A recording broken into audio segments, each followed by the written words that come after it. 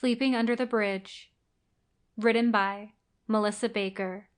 Narrated by Natalie Baxter.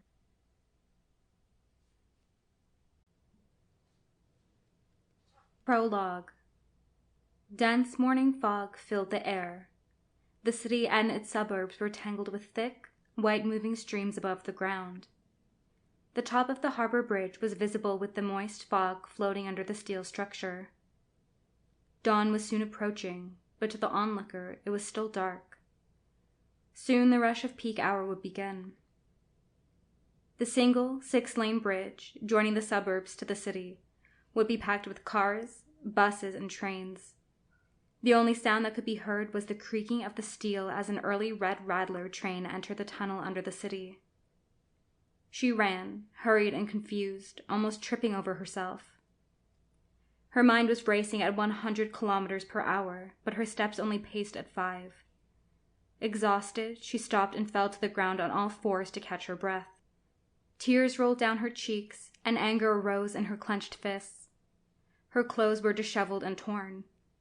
She will no longer allow anyone to control her like that again. Free is what she would rather be. She ran from her pain and the horrific memories that have held her in this place. For too long, the enemy had control, and she remained hidden from the truth. She pretended that life was okay. An ever-changing mask was only visible to her. A passerby would never notice her sullenness and dismal life, but perhaps an observer could see through the masked face. Will anyone draw deep into her wounds and extend their hand? If the bridge could talk, it would whisper in a deep voice, "Who's there? Why are you lurking in my shadows? What do you want?" After catching her breath, she looked around. The area was silent. There was no breeze. If you listened carefully, you could hear the lapping of the shore against the sandstone under the fog. Then suddenly, a bird flew out from under the bridge towards her. If she had the energy to move, the noise alone would have made her bolt. There were various shapes, colors, and sizes. The city was dominated by an exquisite harbor. It was a panoramic picture that was handed to residents of Sydney in all of its splendor. Sydney was a city of contrast. The new buildings stood firmly amongst the old, the cobbled streets lined against the sealed roads.